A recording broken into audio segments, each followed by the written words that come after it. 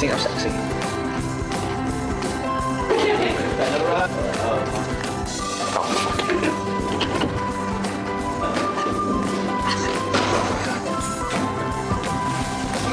Who was that?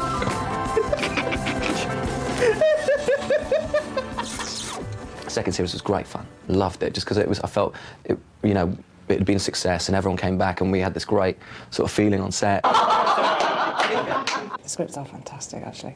You know, we can't do it without that. So I got sent this script by Jane, and I just thought it was hilarious. When we're looking for stories, we tend to gather everybody together, stick all your ideas in. You know, even if it's absolute rubbish, just stick it in. Who fucking writes this shit? Excuse me. So some of them are mine, some of them are.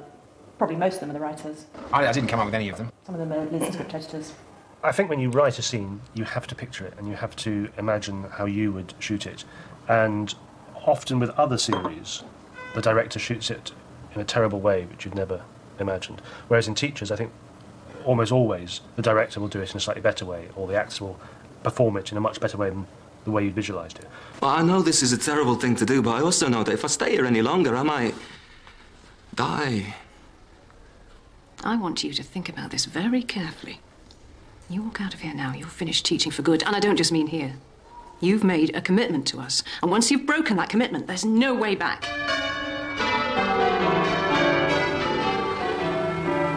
Ah! I bought a plane ticket. You can't just buy a fucking plane ticket on the spur of the fucking moment. Well, that's what I thought, but travel agents these days. Because my wife is a teacher, she gave me lots of ideas, things that actually happened to her at her schools. And there was one thing which happened to her which got into one of my episodes where a boy had apparently been listening to her as she was telling him off, and for once he seemed to be concentrating on her and staring at her face very intently. And then when she'd finished this telling off, she said, "I'm not being funny, miss." You got a bit of a tash yourself.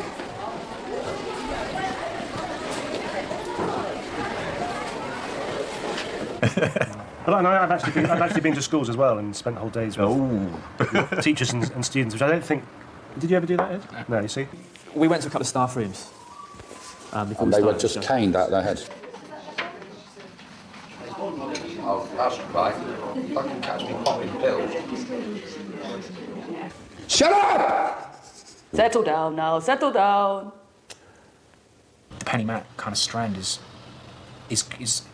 I felt was really strong, and it really kind of, I found Penny suddenly acquired this vulnerability, and it's interesting how you can get characters who, when you pair them up correctly with characters with corresponding energies, that they can suddenly come to life. I was going to tell you, I just didn't think it was the right time. You just thought you'd wait till after you shagged me. We were shagging each other. What's the difference? Well, what happened wasn't entirely my fault. You don't think your wife might blame you just a tiny little bit? My wife won't find out.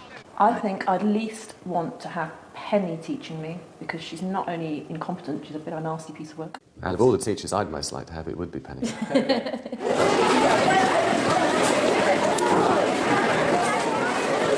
I felt very nervous coming into Teachers, because I remember the first day arriving at the school, and just the smell of the place reminded me of when the first day at school when I was a kid, obviously. Cabbage.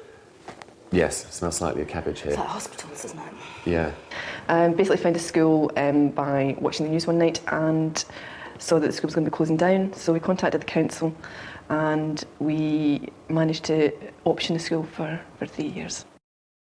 The captions for the show, I read through the scripts, then meet up with the director. I prepared a list at the beginning of the series of options, ideas for captions. The scriptwriters will sometimes put ideas into the script. Do you not bother to put them in? Well, I put caption the day, but I kind of... That's why you have an art department, because they're great at imagining things. And So you don't do research and you don't suggest captions? And we'll just have a look at the scene, where the scene's going to be placed, and we'll just try and work a caption into whatever action's happening within that scene. I think I like the Royal Mail van the best because I like the way it uses something that was very, very familiar and very, very subtle, and just the way it drives through the shot. It's quite subliminal, and I think that's when they work best. Yeah, the buses have worked really well. I know. There was a great poster in the first series, wasn't there? Just a huge big billboard poster, which was fantastic. That worked really well. Yeah. Monday, I think it was, wasn't it? Oh, and Brian's dribble. Oh, Brian's dribble! Yeah, on his pillow. Friday, yeah. That was, wasn't it? I like that. Yeah, that went very well. Yeah, I think I had a Tuesday across my Bosoms ones. I always feel a bit chuffed when you get a caption, though, if it's like on a hat or it's in a shot. It's almost like getting the drum beats at the end of EastEnders.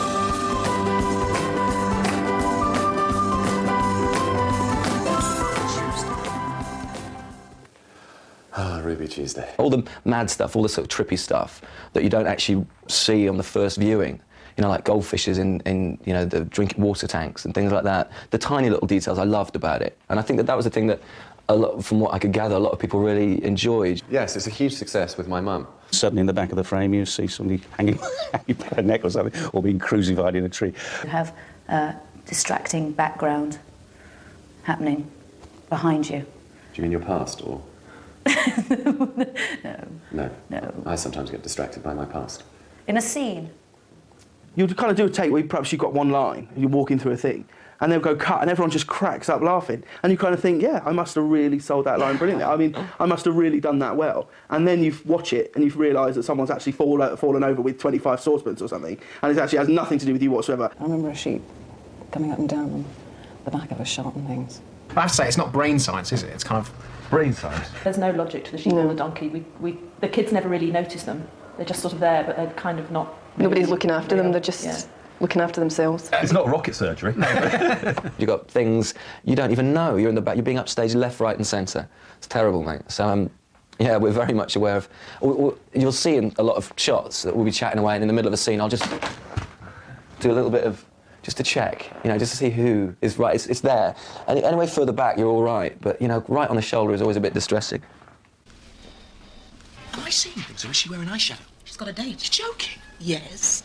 When I first had the eye put in, it was just bizarre. I've got progressively more used to it. It doesn't bother me at all now. And I've had a series of different eyes made for the series. And the one I've got at the minute is great. It's fantastic. And the optician that I've got is ever so good. She's cool with the job, and just in it goes. It's above the top lid, and in it goes.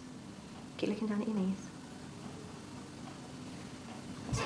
You all right? Mm-hmm. And then usually, just before I go on, I've just to swizz it round just to make sure there's no air bubbles.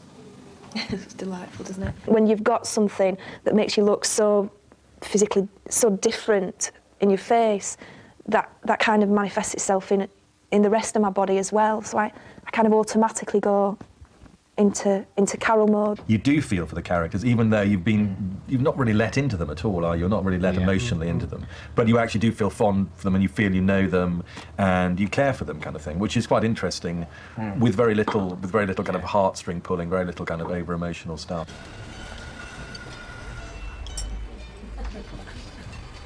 I can't believe I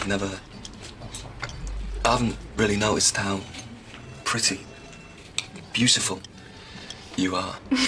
My favourite storyline of the second series, I think, was probably which I think was yours, Richard, of Simon feeling he should have a crush on Susan, because that's something you were waiting for, something to happen on that front, and you kind of felt that it might happen, and it was a will they, won't they kind of thing, and the way it was constructed was very nice, the way that he felt he should fancy her, and she was kind of thinking he was being normal, and then suddenly they had the realisation in the restaurant where she was outraged that he was trying to chat her up and all that. I thought that was very nice.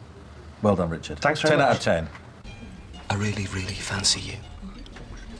What the fuck are you doing? I struggle generally with women characters. I do a little bit, and generally, I think generally is like. Why is that in life? I think we all know. It's partly because I. What kind of school did you go to? I went to a boys' school. I don't know. It should be here. Oh, here it comes.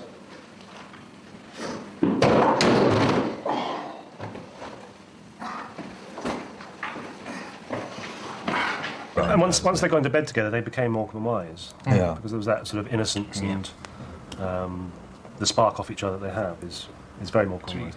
I think I should be in this position. Stick your arm out. Stick this arm out. He cracks that joke every time we're in here. I think because they're so diverse, different to what you've seen on television. And also, I think it's quite real. According to my sources, this teacher said she was very annoyed by the first series of Teachers because there was nothing like Teachers were like, and they didn't do this. But after the first series, she found out the young teachers began behaving like this. So when the second series came out, it was this is what teachers do. In fact, they'd been kind of influenced by the programme to behave badly. Maggie's head on Jenny's body. or Jenny's head, or Maggie's body? Oh, God, Maggie's head on Jenny's body, definitely. We'll be out of a night and it'll start. What the hell are you doing? Carol's head on Jenny's body, or Claire's head on Penny's body. That's good. But such and such with such and such's body, or such and such with such and such. And they'll answer quite plain. No smiles at all. I imagine. You see, because I wouldn't want to lose out on Penny's body. Kurt's head on Brian's body, or Bob's head on Simon's body. Oh, that's hard. I'd take all four of them, I reckon. Claire's feet. Feet's good. I think Jenny's head on my body would be good. Jenny's arse. Penny's. You say it. Hair. Hair. Can I go to in a bed?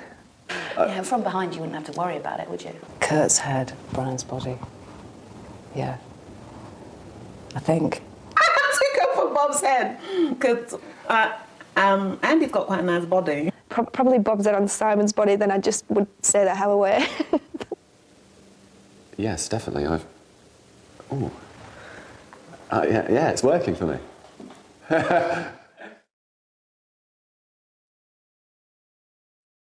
Darling, are we done yet?